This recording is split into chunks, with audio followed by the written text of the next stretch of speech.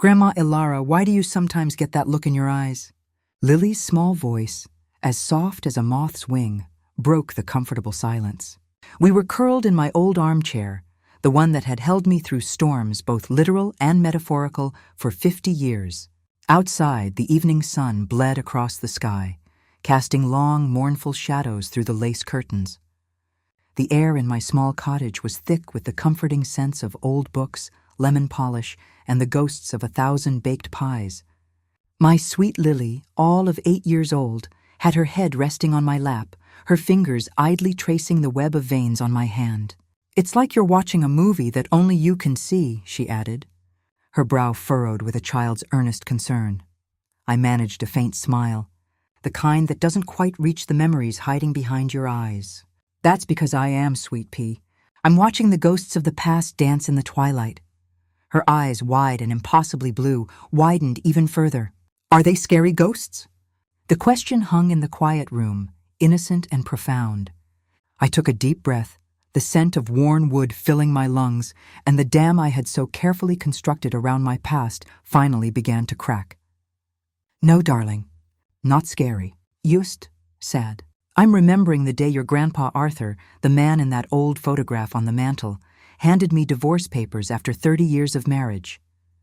He told me he was moving his new, younger wife into the home we built with our bare hands, and he expected me to just disappear with a pittance." I paused, feeling the familiar cold coil in my stomach. "What he never, ever counted on," I said, my voice dropping to a steely whisper, "was that I was the one who held the real key to it all. And by the time I was done, I would be the one walking away with everything, leaving them both utterly and completely homeless." Lily gasped, sitting bolt upright. Her little face was a canvas of shock and disbelief. The innocent world of fairy tales and fallen birds' nests had just been shattered by a truth far more brutal. "But Grandma, how? Why would he do that?" I pulled her close, wrapping my arms around her small, trembling frame. "That, my darling, is a very long story. It's a story about love and betrayal and the quiet strength a woman finds when she's been pushed to the very edge. It starts, as most stories do, with a promise." My life with Arthur didn't begin with whispers of winter. It began in the full blazing sun of a country fair. He was a whirlwind of easy charm and ambitious dreams, and I, Ilara Vance, a quiet librarian with a heart full of stories, was swept right into his storm. He spoke of the future not as a possibility, but as a certainty, a grand structure he would build, with me as its heart. Love, especially when you're young, can feel like an unbreakable foundation. I believed every word. We married in a small church, with wildflowers I'd picked myself and promises that felt as solid as the ancient stone walls. Our first years were a blur of hard work and shared hope. We lived in a tiny, drafty apartment where the pipes clanked at night and the walls were paper thin, but it was our haven. I saved every spare dollar from my librarian's salary, meticulously tracking our finances in a ledger with a discipline my own grandmother had taught me. Arthur poured his energy into his fledgling construction business, working from dawn until dusk, his hands calloused but his eyes bright with purpose. He was a good builder, a natural leader, and his reputation for quality work grew steadily.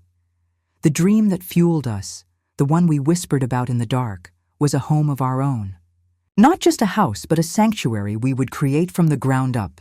"Imagine it, Ilara," he'd say, unrolling blueprints across our tiny kitchen table, his finger tracing the lines. "A big porch for rocking chairs, a kitchen with a huge window looking out onto a garden for you, a fireplace we can sit by when we're old and gray." He was selling me a future, and I bought it wholesale, every last piece. The day we bought the land was one of the happiest of my life. It was just a few acres of untamed field on the edge of town, thick with brambles and dotted with old oaks. But to us, it was a kingdom. We spent every weekend out there, hacking away at the overgrowth, our hands blistered, our backs aching, but our hearts soaring. We weren't just clearing land, we were carving out our space in the world together. The construction of the house became our life's work. Arthur's company handled the major framework, but the soul of the house was built by the two of us. I was there every single day after my shift at the library and all day on weekends. I helped lay the subfloor, my knees aching from the hard plywood. I learned to mix mortar, my hands raw and chapped, as we built the hearth for the great stone fireplace Arthur had designed. I stained every single piece of wood trim myself, the scent of cherry wood and varnish clinging to my clothes and hair for months. More than just my labor went into that house. Before we started building, my grandmother passed away, leaving me her life savings. It wasn't a fortune, but it was a substantial sum, earned through a lifetime of thrift and quiet sacrifice. Without a second thought, I poured all of it into our home.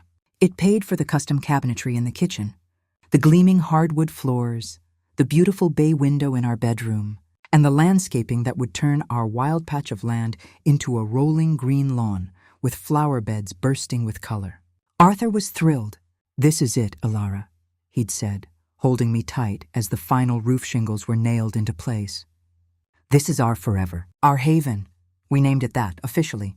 The Haven, a name that felt like a vow, and for 25 years it was. The Haven was the heart of our world. It's where we hosted boisterous Thanksgiving dinners and quiet Christmas mornings.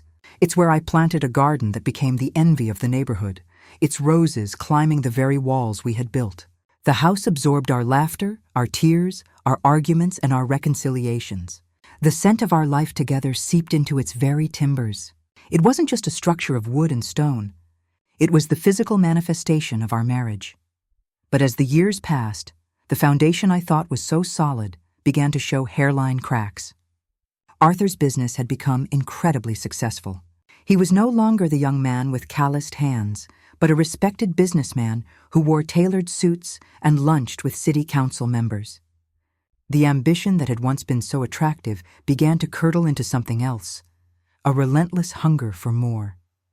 More projects, more accolades, more money. He started spending less and less time at the Haven, his evenings filled with business dinners and his weekends with networking events. The easy intimacy we once shared evaporated, replaced by a polite, formal distance. He would talk at me, not to me, detailing his latest business triumph or complaining about a difficult client. When I tried to talk about us, about the growing chasm between us, he would wave a dismissive hand. "Alara, don't be dramatic. I'm building an empire for us." But it didn't feel like it was for us. It felt like it was for him.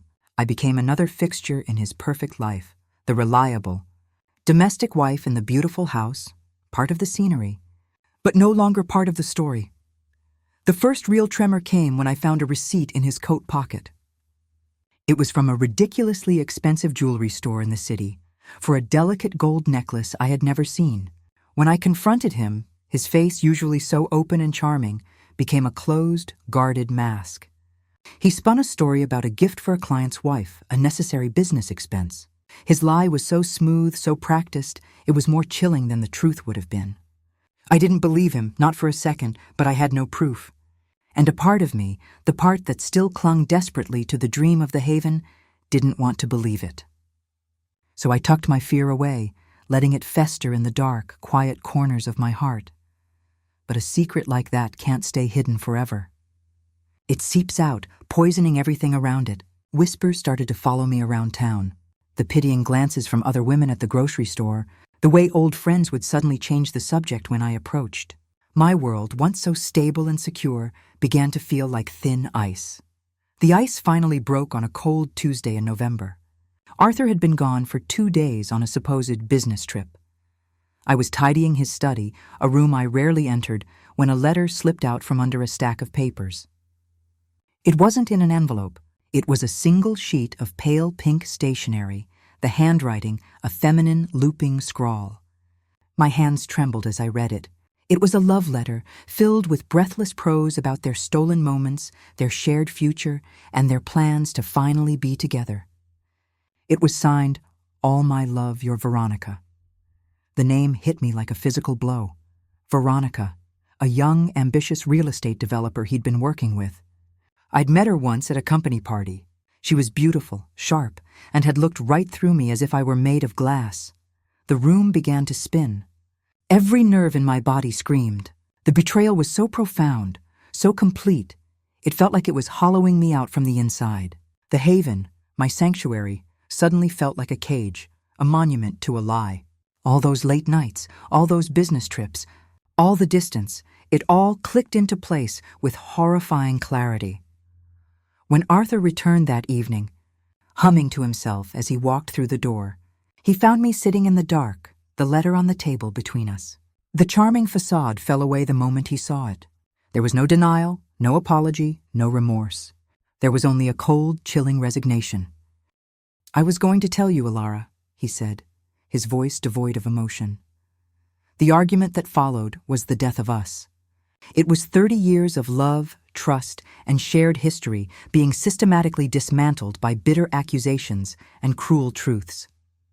He called me complacent, said I'd stopped growing with him, that I was content to just potter in my garden while he was out conquering the world. He told me Veronica understood him, that she shared his drive. He made it sound as if his betrayal was my fault. By the end of it, when our voices were raw and our hearts were shattered, he delivered the final, fatal blow. "I want a divorce. And I'm keeping the house." I stared at him, unable to process the words. "Keep the house? Arthur, this is our house. We built it. I paid for it," he shot back, his voice like ice. "The business paid for it. It's my asset. My lawyer will be in touch. He'll make you a fair offer, a fair offer." He was talking about our life, our home, our shared soul, as if it were a line item on a balance sheet. In that moment, I saw him for what he had become.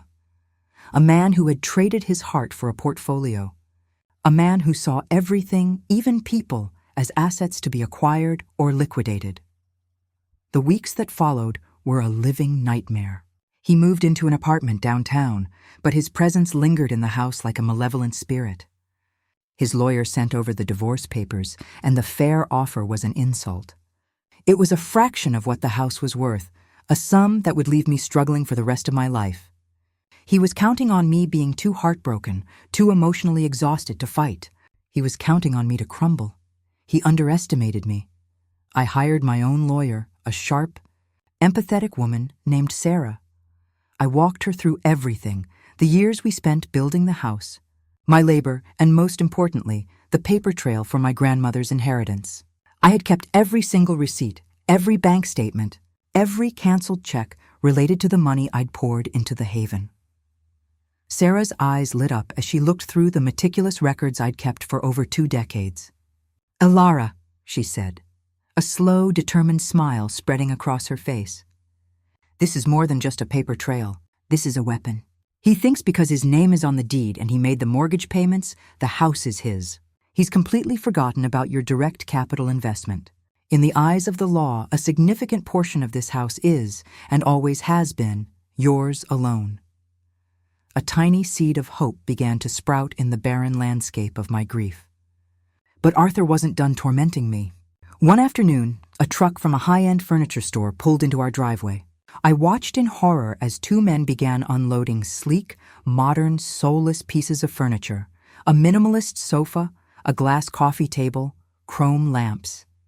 They were Veronica's things. He was moving her into our home, piece by piece, before I had even moved out. He was erasing me, right before my eyes. It was an act of such profound cruelty, such blatant disrespect, that it snapped something inside me. The heartbroken wife receded, and in her place a quiet, cold fury began to rise. This wasn't just about a house anymore. This was about my life, my dignity, my 30 years of love and labor that he was trying to toss onto the scrap heap. That night, lying in our bed, surrounded by the ghosts of our past and the encroaching presence of his future, I made a decision. He wanted a war? He would get one. But I wouldn't fight him with shouting and tears. I would fight him with the one thing he had always taken for granted, my quiet, meticulous, and unwavering attention to detail. I called Sarah the next morning. "I want you to dig deeper," I said, my voice calm and clear. "Go through every single financial document from the last 30 years. His business accounts, our joint investments, everything. He's arrogant, Sarah, and arrogant men get sloppy. I have a feeling he's overlooked more than just my inheritance." Sarah was silent for a moment. Then I heard the smile in her voice. "Alara, I think you're right. Let's go find out just how sloppy he's been. So you were going to fight him? Lily whispered, her small hands clutching my arm. You weren't just going to let him take your house? Oh no, sweet pea, I said, stroking her hair. I was going to do much more than that. I was going to show him that the Haven wasn't just an asset he could liquidate. It was a home built on promises, and I was about to cash in on one he never even knew he'd made. The lamp cast a warm, golden circle around us, a small island of light in the growing darkness. The story was just beginning, and I knew, looking into my granddaughter's rapt face, that she needed to hear it all. She needed to know that even when your world falls apart, you can find the strength to rebuild, sometimes in the most unexpected ways. What kind of financial secret do you think Arthur was hiding? Share your theories in the comments below. The cruelest part of a betrayal like that, sweet pea, I began, pulling the old Afghan a little tighter around our shoulders, isn't the lie itself. It's not even the act of being replaced. It's the slow, deliberate erasure that follows. It's how the person who once built you up starts to tear you down, brick by brick, in front of the whole world, until you begin to feel like a ghost in the ruins of your own life. Lily looked up at me, her brow knitted in confusion. Erasure? Like with a pencil? I smiled sadly, stroking her hair. Exactly like that, except it's not your name on a piece of paper they're rubbing out. It's you, your memories, your contributions, your very place in the story. After I hired my lawyer, Sarah, your grandpa Arthur seemed to realize I wasn't going to simply crumble and blow away. So, he changed his tactics. He decided that if he couldn't get rid of me quietly, he would simply convince everyone that I was no longer worth seeing. The days that followed that decision were the loneliest of my life. The Haven, our beautiful home, became a gilded cage. I was still legally entitled to live there until the divorce was settled, but it no longer felt like mine. The sleek, sterile furniture Veronica had sent over sat like alien invaders in my living room. I would walk past the soulless glass table and feel a wave of nausea. Every corner of the house that had once held a happy memory was now tainted. The bay window where Arthur and I used to drink coffee and watch the sunrise was now just a window. The garden I had poured my soul into felt like it belonged to a stranger. The erasure began in town. Arthur was a master of public perception. He and Veronica started appearing everywhere together, the picture of a vibrant, successful power couple. He would tell people, his voice laced with a carefully rehearsed sadness, that our separation was a tragedy, but that I had become difficult. He used vague, poisonous words like unstable and bitter. He hinted that I was refusing to be reasonable, that my grief was making me irrational. He was painting me as the hysterical, scorned woman of every cliché, and him as the pained, patient man trying to move on with his life. And people, for the most part, believed him. He was Arthur Vance, the charismatic builder who sponsored the town's Little League team and made generous donations to the annual bake sale. I was just Alara, the quiet librarian he had left behind. I'd go to the grocery store, a place where I once knew every cashier by name, and suddenly find myself an object of pity and suspicion. Women I'd known for decades, members of my old book club, would see me in an aisle and suddenly become fascinated by a can of beans. Their backs turned to me until I passed. Mrs. Gable from next door, who used to trade gardening tips with me over the fence, started pretending she couldn't hear me when I called out a greeting. I was being shunned, politely but firmly, by the community I had been a part of for 30 years. I was a pariah in my own town, the living embodiment of a messy divorce everyone wished would just go away. The isolation was a physical weight, pressing down on my chest, making it hard to breathe. But the deepest cut, the one that nearly broke me completely, came from our son, Thomas. Lily shifted in my lap, her eyes wide. Uncle Thomas? But he's always so nice to me. He is now, sweet pea, I said, my voice catching slightly. But people can get lost for a while, especially when they're caught between two people they love. Your Uncle Thomas was a young man then, just starting his own career, and he worshipped his father.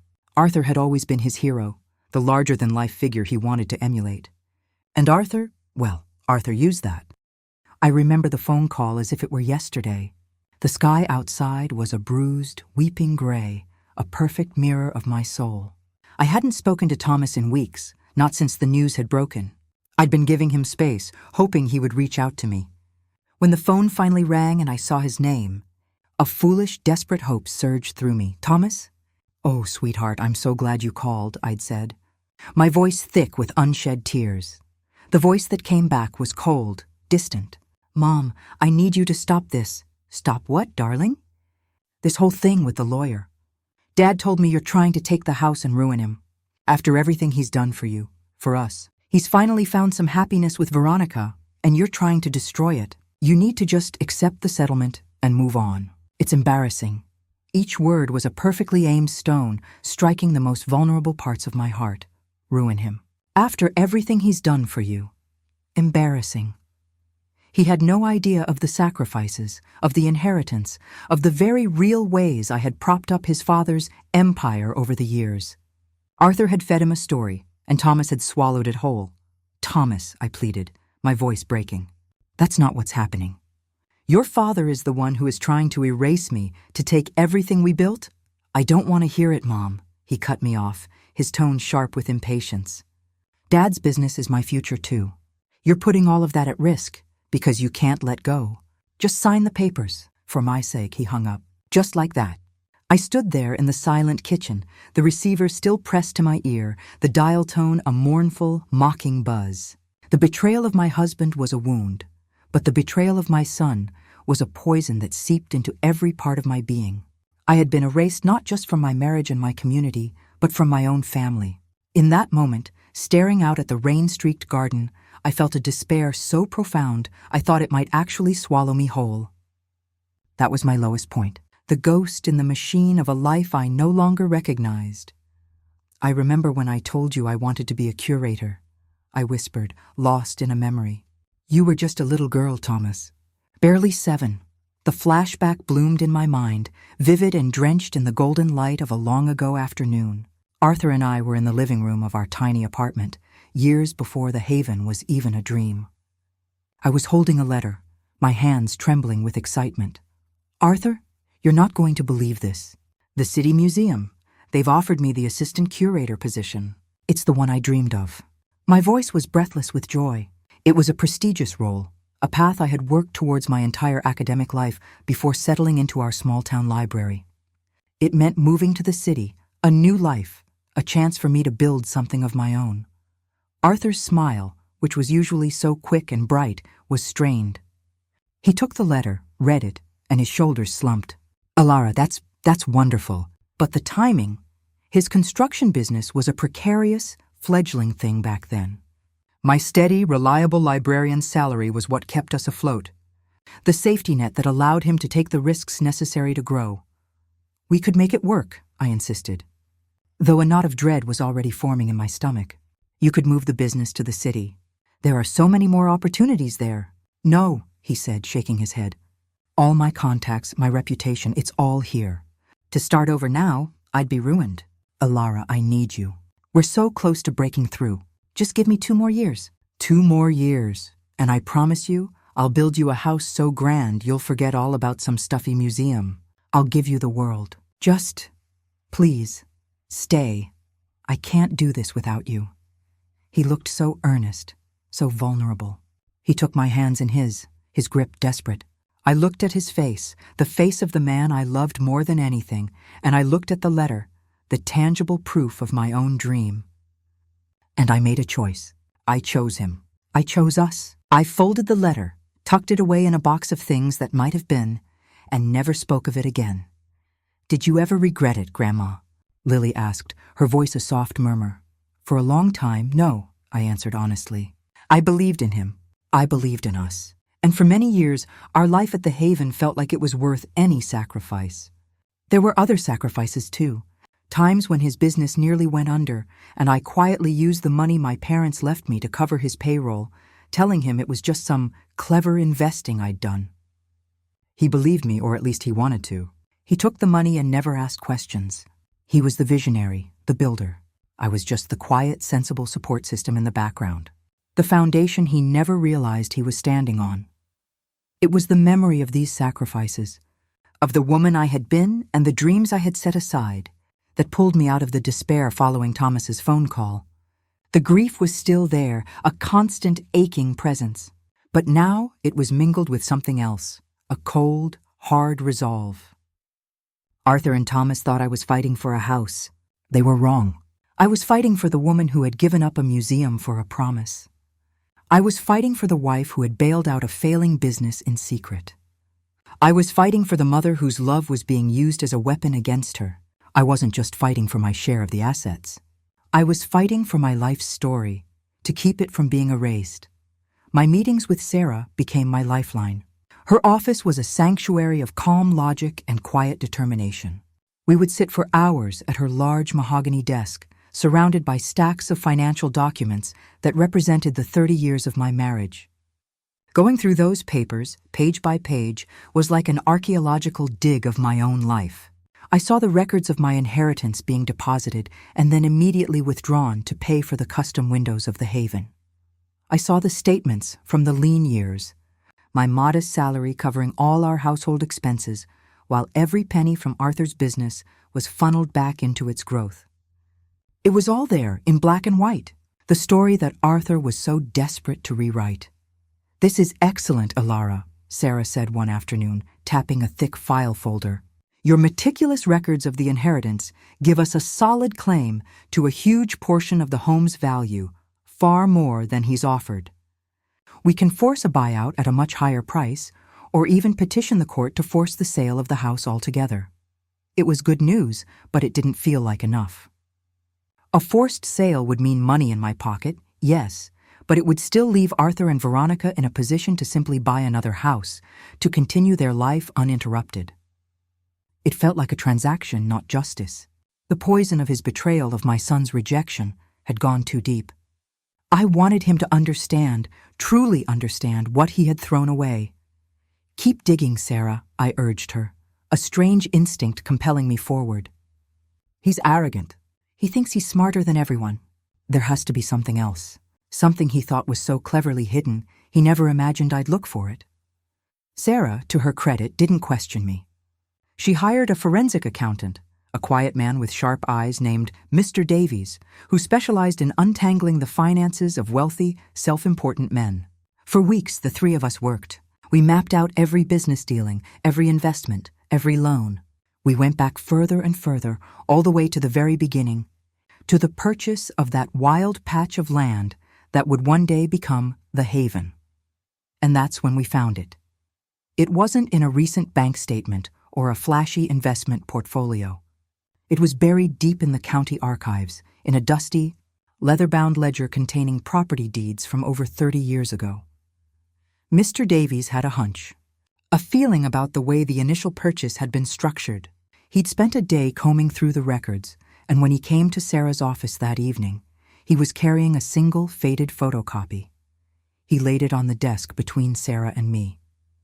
The light from the desk lamp cast a golden glow on the old, typewritten text. I leaned forward, my heart starting to beat a little faster. "What is it?" I asked. "It's the original deed for the land," Sarah said, her voice unusually quiet, her eyes scanning the document with an intensity that made the hair on my arms stand up.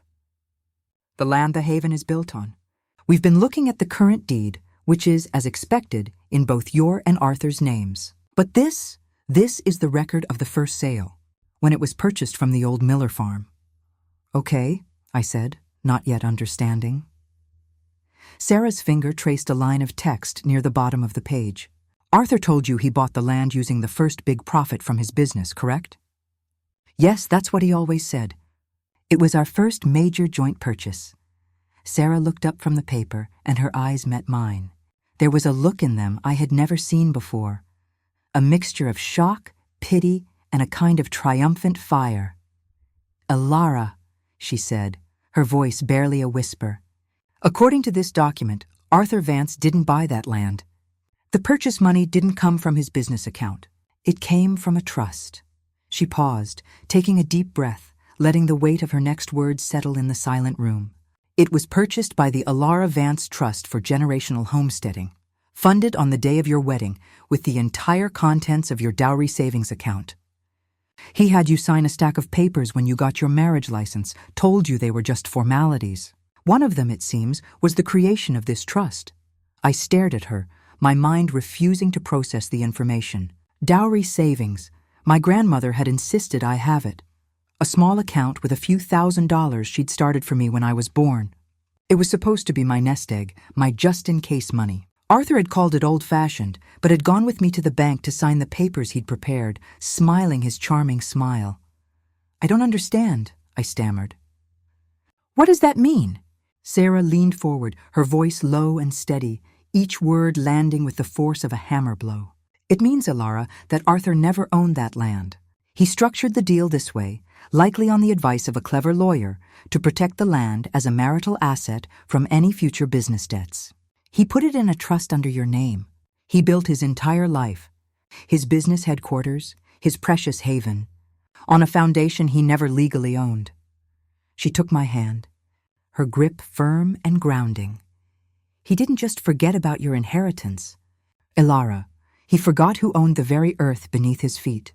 And legally, according to this deed and the trust it's tied to, that owner is you, and only you. He tricked you?" Lily's voice was a tiny, horrified whisper in the dim cottage light. She was crying now, silent tears tracking down her cheeks as she finally understood the depth of the deception. I pulled her into a fierce hug, rocking her gently. "He thought he was being clever, my love. He thought he was protecting himself. But in his cleverness and in his arrogance, he gave me the one thing I needed most. He gave me the key, not just to the house, but to everything.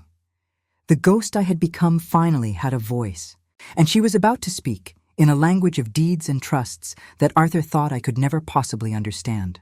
The game had just changed, and I was finally ready to play. What do you think Elara should do with this newfound power? Should she tell Arthur right away or wait? Share your thoughts in the comments. "It's one thing to be handed a key, sweet pea," I said, my voice a low murmur in the lamplit room. "It's another thing entirely to find the courage to turn it in the lock. That piece of paper Sarah showed me, that old, dusty deed. It was a key, all right. A key to a door I never knew existed. But on the other side of that door wasn't a prize or a pot of gold.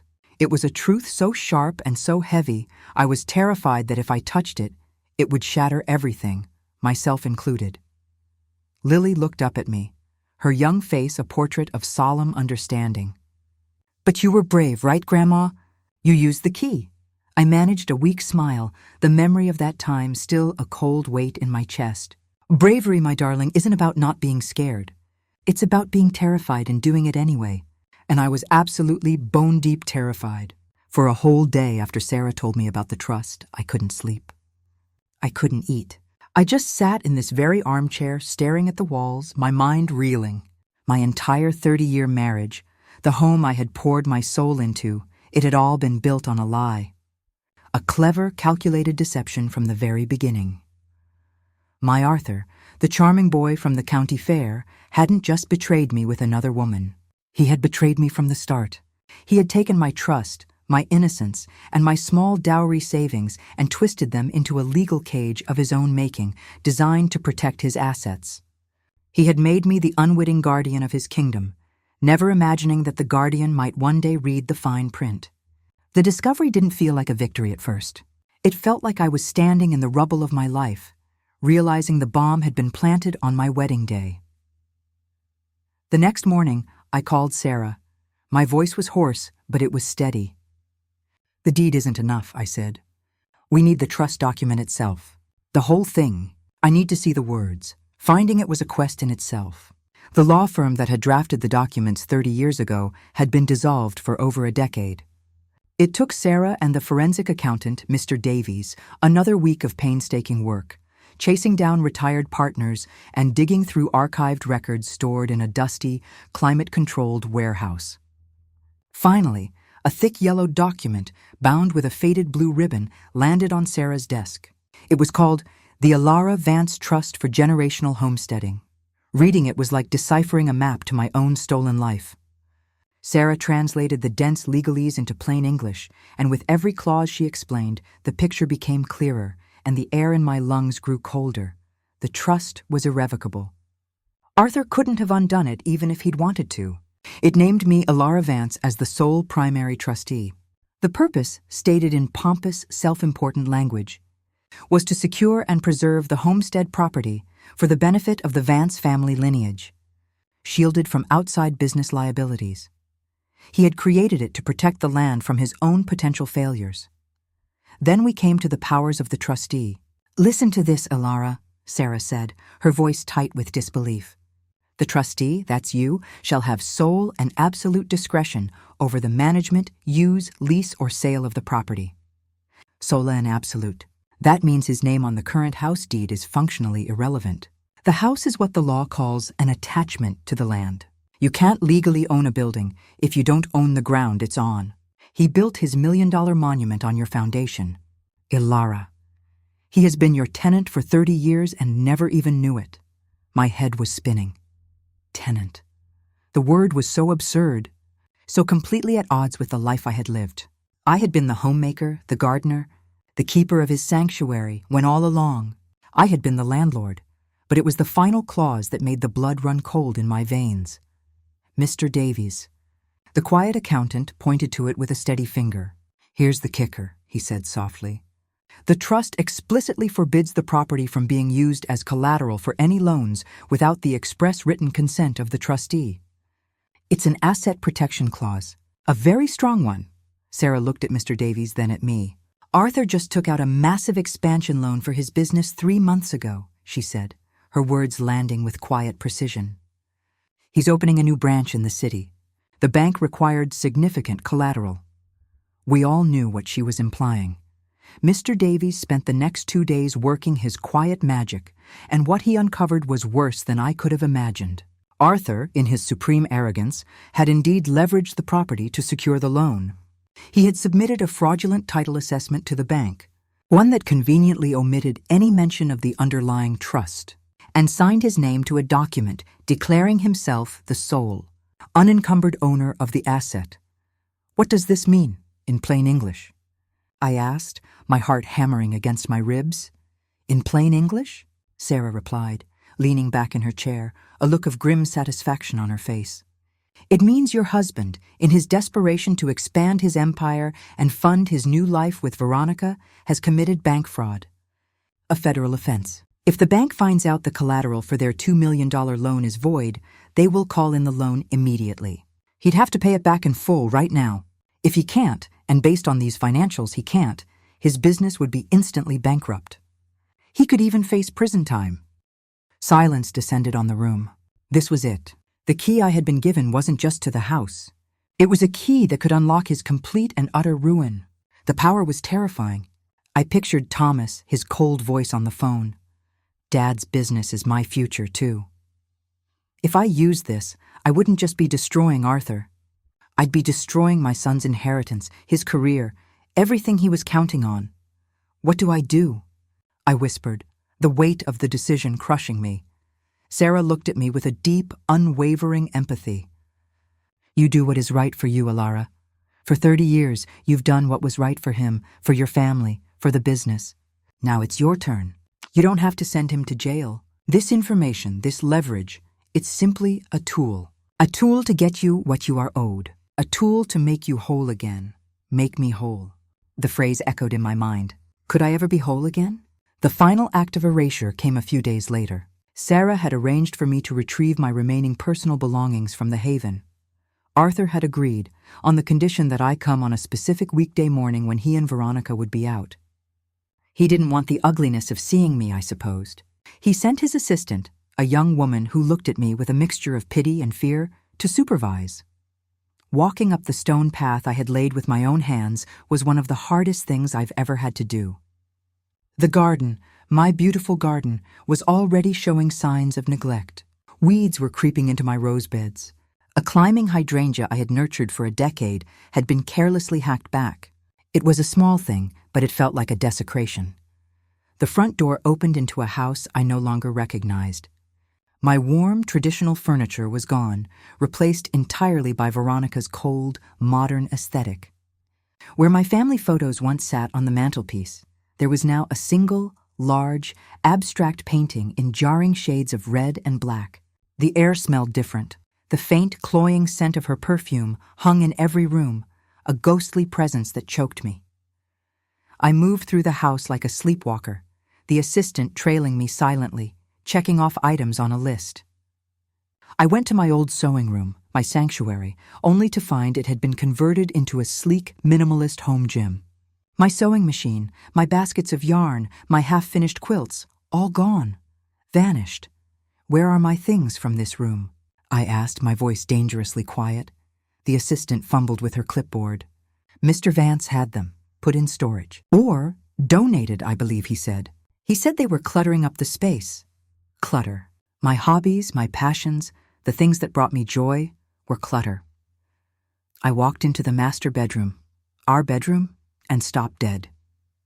The beautiful antique four-poster bed we had bought on our 10th anniversary was gone.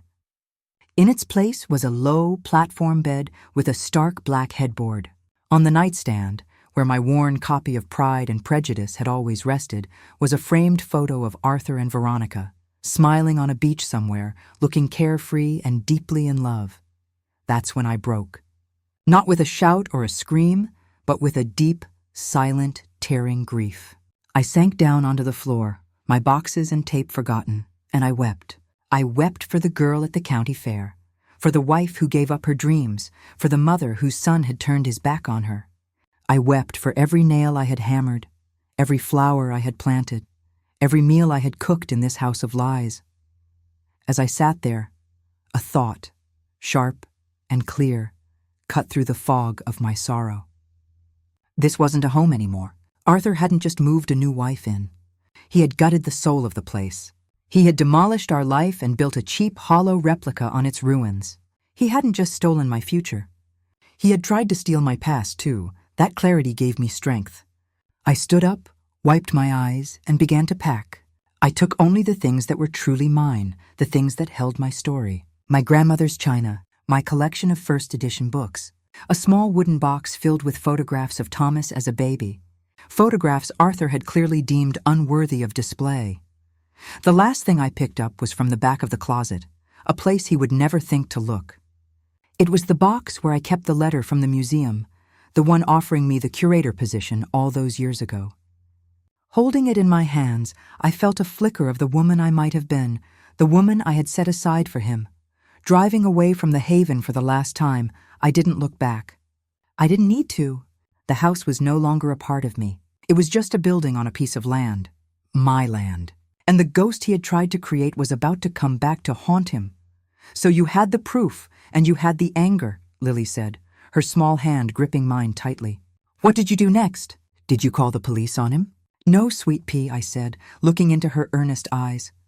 That would have been his way of fighting, loud, destructive, and with lots of collateral damage. I chose to fight my way, quietly, methodically, and with a plan that was as carefully constructed as the house itself. Back in Sarah's office, the atmosphere was different. My grief had cooled into a diamond-hard resolve. The question was no longer if I would act, but how. He's committed fraud, Ilara, Sarah stated, laying out our options. We can use that as leverage to get everything you want in the divorce settlement. A full buyout of the house at market value, generous alimony, everything. No, I said, and the certainty in my own voice surprised me. That's not enough. A settlement leaves him with the business. It leaves him with his reputation intact. It leaves him and Veronica free to go buy another house, to rebuild their life on the money that should have been mine. It lets him believe he won, even if it cost him a little. I don't want his money, Sarah. I want him to understand the concept of a consequence. I want him to feel, just for a moment, the same powerlessness he tried to force on me. A slow smile spread across Sarah's face. So what's the plan then? And so we built it, piece by legal piece. It was a beautiful, elegant, and utterly devastating plan. Step 1. We would file a motion to dismiss his divorce petition on the grounds of fraudulent representation of assets. Step 2. Simultaneously, we would file a quiet title action, a legal proceeding to remove any competing claims and solidify my soul. Undisputed ownership of the land and all attachments thereto, namely, the house. Step 3. We would draw up an eviction notice, a legal, formal 30-day notice for Arthur Vance and all other occupants to vacate my property. Step 4. The final piece, the checkmate. We would draft a letter, not to Arthur, but to the president of the bank that held his loan. The letter would be simple. It would inform them that the collateral for loan number 74B-9, the property at 14 Willow Creek Lane, was legally held in an irrevocable trust and was used fraudulently, and that all documentation to prove this was attached for their review. We won't send the letter to the bank right away, I explained. We'll include a copy of it with the papers we serve on Arthur. He'll see that we have it. He'll know that all I have to do is put a stamp on an envelope and his entire world will collapse. He'll have a choice: fight me in court and risk losing everything and going to jail, or walk away with nothing but the clothes on his back and his freedom. Sarah looked at the meticulous plan we had laid out. He'll walk, she said, her voice full of conviction. He's a coward and a bully. When faced with a fight, he knows he can't win. He'll cut his losses and run. The day we assembled the final package of documents was cool and overcast. The sky looked like a sheet of hammered pewter. I didn't wear my usual soft librarian cardigans. I wore a sharp, tailored wool coat my mother had left me, one I hadn't worn in years. It felt like armor. Sarah placed the thick manila envelope on the desk in front of me. It contained everything: the motion to dismiss, the quiet title petition, the eviction notice, and a crisp, clean copy of the letter to the bank. It was a declaration of war, written in the quiet, merciless language of the law. "Are you ready, Alara?" Sarah asked, her hand resting gently on my shoulder. I stood up and looked out her office window, towards the hills where the haven stood, a place that was no longer a source of pain, but a source of power. I thought of Arthur's smug confidence, of Veronica's dismissive gaze, of my son's cold rejection. I thought of the ghosts they had tried to turn me into. Ghosts, I mused, can't be evicted, but they can certainly do the evicting. My voice, when I spoke, was as calm and clear as the coming storm. He wanted me to disappear, I said, picking up the envelope. It's time I showed him what it really looks like when something is gone for good. If you were in Alara's shoes, would you have the courage to go through with this plan, knowing it could destroy your son's future too? Let me know in the comments. There's a moment just before a storm breaks, sweet pea, I said, my voice hushed, as if the memory itself could conjure the electricity in the air. Outside my cottage windows, the sky had indeed begun to darken, the wind whispering through the pines with a restless energy. The world goes unnaturally still. The birds stop singing, the wind holds its breath, and a strange, heavy silence falls. You can feel the pressure building, the immense power gathering just out of sight. That's what that day felt like, the day we served the papers. I didn't go myself. Sarah was adamant. "This is a legal transaction, Alara, not a theatrical performance," she'd said, her voice firm but kind. "Your presence there would only give him an emotional target. Let the papers speak for you. They are colder, clearer, and far more persuasive than you could ever be." She was right, of course. My battle wasn't with Arthur the man anymore. It was with the legal entity he had become. So I waited. I sat in this very chair, a book open on my lap, though I didn't read a single word. Every nerve in my body was thrumming, tuned to a frequency of agonizing suspense. The process server, a stoic and professional man named Mr. Klein, was scheduled to deliver the envelope to Arthur's office at exactly 2 p.m. It was a place I knew well, a monument to his success, with gleaming glass walls, expensive leather chairs, and a panoramic view of the town he believed he owned. It was the perfect stage for the dismantling of his pride. As the clock on my mantel ticked past 2, my mind, untethered from the page in my lap, drifted back. The flashback was so sharp and vivid, it was almost painful. It was our wedding day. I saw a much younger Arthur, his face scrubbed and shining with earnest love, his eyes fixed on me as I walked down the aisle of that tiny country church. He was nervous. I remember his hand trembled slightly as he took mine. His voice, when he spoke his vows, was thick with emotion. Each word a sacred promise fired in the kiln of young love. "Arthur, take thee, Alara," he had said, his gaze so intense it felt like he was seeing into my very soul.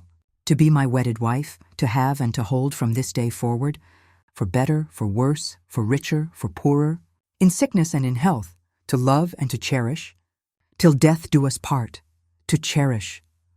The words echoed in the hollow chambers of my heart. He had promised to cherish me. He had no idea that one of the papers he'd had me sign just days before, in a flurry of marriage licenses and other formalities, was the very instrument that would one day be used to hold him accountable for breaking that vow so completely. A shrill ring from the telephone on my side table ripped me from the past. It was 2:15 p.m. My heart leaped into my throat. I stared at it, my hand frozen in midair. It rang again, insistent, jarring. It could only be one person. I let it ring a third time, a small, deliberate act of reclaiming the power he'd held over me for decades. Then I picked up the receiver. My hand was perfectly steady. "Hello, Arthur," I said, my voice as calm and quiet as the eye of the storm. The voice that erupted from the earpiece was almost unrecognizable. Gone was the smooth, condescending baritone of the confident businessman. In its place was a ragged, panicked roar. "What is this? What in God's name is this, Ilara? An eviction notice? Are you insane?" He sputtered, his words tripping over each other in a torrent of disbelief and rage. I remained silent, letting his fury crash against my calm. I could picture him perfectly, standing in his glass-walled office, the carefully constructed mask of control shattering, revealing the terrified, cornered man beneath. He had likely just finished reading the final document in the package, the copy of the letter to the bank. "A quiet title action? What is this legal garbage?" he shouted. "The house is mine. I built it. I paid for it." "No, you didn't, Arthur," I said, my voice still quiet, but with an edge of steel he had never heard before. "You built a house on land that was never yours. You've been a guest for 30 years, and your lease, so to speak, has expired." There was a moment of stunned silence on the other end, followed by a choked, sputtering sound. He was finally understanding. The absurdity of the eviction notice was being eclipsed by the terrifying reality of the trust. "The trust," he whispered, the name of it like a curse on his lips. That was for asset protection. It didn't mean anything. It was a formality. "It meant everything, Arthur," I replied. "And formalities, as you should know, are legally binding, especially when you use an asset you don't own to secure a $2 million loan. I believe the term for that is fraud." The word hung in the air between us, lethal and undeniable. His breathing became ragged, a desperate, rasping sound. The rage was dissolving into pure, unadulterated panic. "You wouldn't," he hissed, his voice dropping to a desperate threat. "You wouldn't send that letter. You would be destroying everything. Our family. Thomas's future. You would destroy your own son's future out of spite." There it was, the final pathetic gambit, using our son as a human shield. The old Ilara would have faltered, her heart torn by that emotional blackmail. But the woman holding the phone was not the old Ilara. "Thomas's future was secured by my love and my labor long before you decided to risk it all for a newer model," I said, my voice dangerously cold. "You are the one who has jeopardized him, Arthur. You, with your greed and your lies. This has nothing to do with spite. This is a simple matter of ownership. You are on my property, and I want you to leave. What do you want?" he begged, the last vestiges of his pride crumbling into dust. "Money? Is that what this is? Name your price, Ilara. I'll give you anything." I closed my eyes, and for a fleeting moment I felt a pang of something, not pity, but a deep, mournful sadness for the man he had once been, for the love we had once shared. But that man was gone. "I don't want your money, Arthur," I said, and the truth of it resonated through my entire being. "The money was never the point. I want what is mine. And what is mine is the land, the house, and the 30 years of my life you tried to devalue and discard. You have 30 days to vacate the premises. After that, I will have you removed as a trespasser. And if you or your lawyers try to fight this, if you file a single motion to contest it, the original of that letter will be hand-delivered to the president of your bank before the close of business. The choice is yours." I didn't wait for a reply. I didn't need one. I gently placed the receiver back in its cradle, cutting off his frantic, sputtering pleas. The click of the phone settling into place was the loudest sound I had ever heard. It was the sound of a lock turning, the sound of a cage opening, the sound of a 30-year chapter ending. I sat there in the profound silence, my hand still resting on the phone. The storm I had been holding inside me for so long had finally broken, and in its wake there was not destruction, not chaos, but a strange, quiet peace. "But Grandma," Lily's voice trembled, pulling me back to the cozy warmth of my living room. Her eyes were shimmering with tears, her small face filled with a child's pure, uncomplicated empathy. He was losing everything. Didn't you feel sad for him at all? Weren't you getting revenge? I pulled her onto my lap, hugging her close, breathing in the sweet scent of her hair. I held her for a long moment before answering, choosing my words with the care of a poet. "Oh, my sweet girl," I whispered into her ear. "That is the most important question of all." Did I feel sad? Yes, I felt desperately sad. Not for the man shouting on the phone, but for the young man I married, the one who made promises in a little country church. I was sad for the years we had lost, for the love that had curdled into this ugly thing. But that sadness is different from regret. I leaned back so I could look her in the eyes. You must understand the difference between justice and revenge. Revenge is a fire that burns you as much as it burns the other person. It's hot and angry and it wants to cause pain for pain's sake. If I had wanted revenge, I would have sent that letter to the bank without a word. I would have delighted in seeing him led away in handcuffs. I would have wanted him to suffer in the worst way possible. But I didn't want that. I didn't want him to suffer. I wanted him to stop causing suffering. I wanted him to be held accountable. Justice is different. Justice is cold and clean. It isn't about emotion. It's about balance. Imagine a set of old-fashioned scales. For 30 years, Arthur had been piling all the weight on his side, his career, his desires, his ego, his new life. And my side of the scale was up in the air, empty and weightless. What I did, Sweet Pea, was simply place my truth on my side of the scale, and the world tilted back to where it was supposed to be. My goal was never to make him homeless. It was to reclaim my home. Lily nodded slowly, wiping her eyes with the back of her hand. "So, you were just taking back what was yours." "Exactly," I affirmed. I was taking back my story. He had tried to write me out of it, to make me a forgotten footnote. All I did was pick up the pen and write the final chapter myself. The days that followed that phone call were a strange, tense limbo. I heard nothing from Arthur. I heard nothing from his lawyer. The silence was absolute. Sarah assured me this was a good sign. "He's talking to his legal team," she said. "And they're telling him he has no move. He's a king in checkmate. All he can do is knock over the board." I spent my time making plans. Not for the big house. I knew I would never live in the Haven again. It held too many ghosts, and I was done with ghosts. I started looking at smaller properties, like this one, cottages with small, manageable gardens, where I could have my roses and my books and my peace. I was planning my future, a future that was, for the first time in a very long time, entirely my own. And then, a week before the 30-day eviction deadline, the phone rang again. I assumed it was Sarah with an update, but it wasn't. It was Thomas. His voice was nothing like it had been in our last terrible conversation. The cold arrogance was gone, replaced by a hollow, shell-shocked tone. "Mom?" he said, and the simple word was so full of pain and confusion it made my heart ache. "Thomas," I said, my own voice gentle. "How are you?" I don't know," he stammered. "I'm at Dad's office. He's not good. Mom, he told me everything, about the trust, the loan, all of it. He showed me the papers you sent." There was a long pause, and I could hear him take a ragged breath. "I'm looking at a copy of a deed, Mom. A deed with your name all over it." "Is it true, all of it?" The question was not an accusation. It was a plea for a truth he was struggling to comprehend, a truth that had shattered the image of the hero he had worshipped his entire life. He was a son caught in the rubble of his father's collapsed kingdom, looking to the person his father had wronged to make sense of it all. The 30-day clock was still ticking.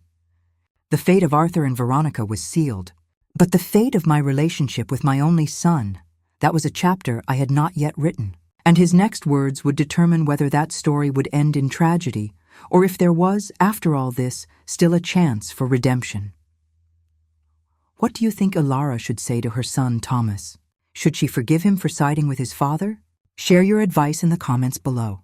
There are moments in life, Sweet Pea, that are like a crossroads in a dense fog, I began, my voice soft in the quiet of the room. The storm of the past had finally been spoken aloud, and outside, as if listening, the wind had died down, leaving a peaceful hush. The last of the evening light, now clean and golden after the passing clouds, streamed through the windows. Thomas's voice on the phone, hollowed out, broken, pleading for truth, had been such a crossroads. Every path leading from it was uncertain, but I knew the choice I made in that instant would define the rest of my life, and his. "What did you say to him, Grandma?" Lily whispered, her question hanging in the still air.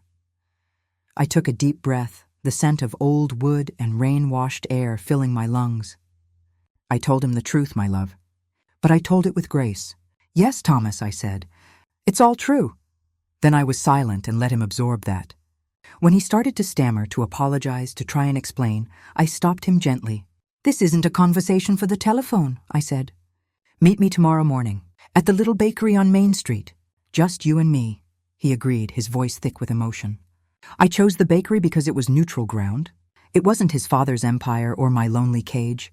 It was just a place of coffee and sugar, of simple, everyday life. It was a place where we could be a mother and a son, not two opposing sides in a war. When I saw him the next morning, my heart ached. The arrogant, dismissive young man who had lectured me on the phone weeks before was gone. In his place was a pale, haunted version of my son, his eyes red-rimmed and filled with a pain I knew all too well, the pain of disillusionment. He looked like a boy who had just learned his hero was a fraud.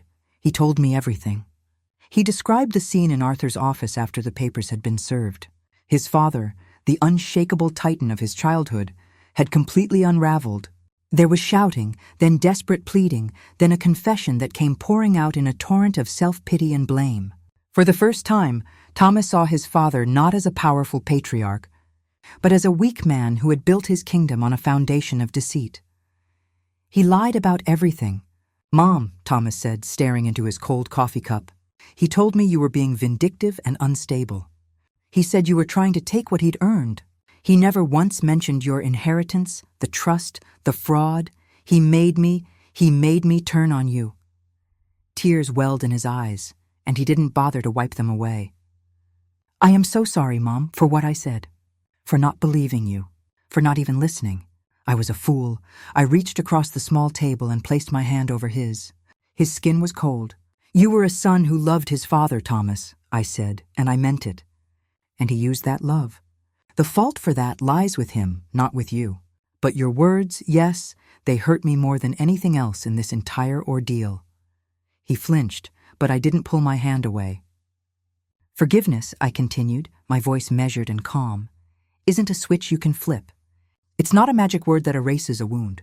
It's a path, a long, quiet path you choose to walk together, one step at a time.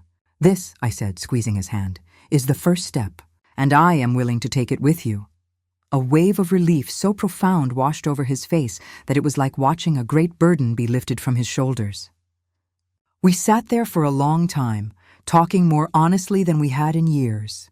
I told him about the dreams I'd given up, the sacrifices I'd made, and he, in turn, told me about the pressure he'd felt, the desperate need for his father's approval. We didn't fix everything in that little bakery, but we found the path back to each other, and that, I knew, was a victory far greater than any legal settlement. The final days of the 30-day notice were a silent, bloodless conclusion to a brutal war. Arthur's lawyer contacted Sarah. There were no negotiations. There were no arguments. There was only a quiet, formal surrender. Arthur signed every document, relinquishing any and all claim to the property at 14 Willow Creek Lane. The house, the land, the 30 years of memories, they were all legally, unequivocally mine. On the final day, 2 large moving trucks pulled into the driveway of the Haven. I wasn't there. I had no desire to watch the sad, pathetic spectacle of their eviction. That would have been revenge, and I was done with that. I was at my lawyer's office, signing the final papers for my own future. Sarah received a call from the supervising sheriff's deputy just after 5 p.m. "It's done," she told me, her voice soft. "They're gone. The property is vacant. They were, for all intents and purposes, homeless. They had Veronica's soulless furniture and Arthur's shattered pride, but they had no place to put them. They had been so focused on taking my home that they had forgotten to secure one of their own. I found out later they stayed in a long-term stay hotel for months, their fancy belongings in storage, while Arthur scrambled to liquidate what business assets he could to avoid total bankruptcy. The bank, once they were notified by Sarah of the now-resolved dispute, agreed not to press fraud charges in exchange for a massive, punitive restructuring of his loan, a deal that effectively crippled his company for years to come. His empire had crumbled to a small, indebted fiefdom. And what of the haven? I owned it free and clear. I could have moved back in. I could have exorcised Veronica's ghost and reclaimed my space. But when I walked through its empty rooms a week later, the silence echoing around me, I knew it wasn't my home anymore. It was a museum of a life that no longer existed, a beautiful mausoleum filled with ghosts of both happiness and pain. To live there would be to live in the past, and I was determined to walk into the future. So I made my final decision. I cashed out. I put the house on the market, and it sold within a month for a staggering sum. The wealth was dizzying, more money than a quiet librarian could ever have dreamed of. For a few days, I felt adrift, unsure of what to do with this strange new power. And then, I remembered the woman I might have been, the one who loved books and history and the quiet pursuit of knowledge. The first thing I did was take the full amount of my grandmother's inheritance, the money that had started it all, and calculated what it would be worth with 30 years of interest. It was a fortune in itself. With it, I established the Alara Vance Second Chapter Grant. Every year, it gives a substantial scholarship to a woman over 40 in our community who wants to go back to school, change her career, or start a new business. It's a fund for women who are ready to write a new story for themselves. The first recipient was a woman who had left an abusive marriage and used the grant to become a landscape architect. I attended her graduation. It was one of the proudest days of my life. With a portion of the remaining money, I bought this cottage, my little sanctuary. It's small, yes, but every inch of it is mine. Every book on these shelves was chosen by me. Every flower in that garden was planted by my own hands, for my own joy. There are no ghosts here. Only peace, the rest of it? Well, it's safely invested, ensuring I will never want for anything again. It allows me to travel, to spoil my beautiful granddaughter, and to live a life of quiet, unassuming freedom. It's the retirement Arthur never thought I deserved. So, that's the story, Sweet Pea, I finished, my voice growing soft again. The last ray of sunlight had faded from the room, leaving us in the cozy, intimate glow of the lamp. I looked down at Lily, who had been listening with wide-eyed, silent intensity for hours. She was quiet for a long time, her small head resting against my chest, her fingers gently tracing the patterns on the afghan. Then, she looked up at me, her blue eyes clear and serious, and asked the one question that remained. "Are you happy now, Grandma?" I smiled, a real smile this time, one that reached every corner of my heart and chased away the last of the old shadows. "Yes, my darling, I am. But not because of the money or the house or because I won. I'm happy because I learned the most important lesson of all." I cupped her little face in my hands. "A house is just a box of wood and nails and glass. People can take that away from you. A home, a true home, is something you build inside yourself. It's made of resilience and dignity and a quiet refusal to let anyone else write your story. No one can ever evict you from a home like that." I stood up and walked over to the old wooden bookshelf. From the top shelf, I took down a small carved box, the one I had taken from the haven on that last terrible day. I brought it back to the armchair and placed it in Lily's lap. "This is for you," I said. She opened it carefully. Inside were the old photographs, the ones of a baby Thomas, of a young happy couple, of a life that was. That was my story then. You, my sweet girl, are my story now, and the story you will write for yourself will be the most beautiful of all. I leaned in and kissed her forehead, a promise and a blessing all in one. "Just remember this, Lily," I whispered. "Your worth is not measured by the house you live in or the person you marry. It is measured by the strength and kindness you carry within your own heart. Build that home first, build it strong, and you will weather any storm." She looked from the pictures to my face and back again, a deep, new understanding dawning in her eyes. In that moment, I knew my story was no longer a burden of my past, but a lantern for her future. The cycle of pain had ended with me. The cycle of strength was just beginning with her. I had not just reclaimed my own life, I had fortified the foundation for the next generation. And in the quiet peace of my little cottage, surrounded by love and the scent of old books, I knew I was finally, truly, home. Every one of us has a story of resilience, of finding a home within ourselves after a storm. I've shared mine, and now I'd love to hear yours. Share a moment in your life when you discovered your own strength in the comments below. Let's build a community of stories together.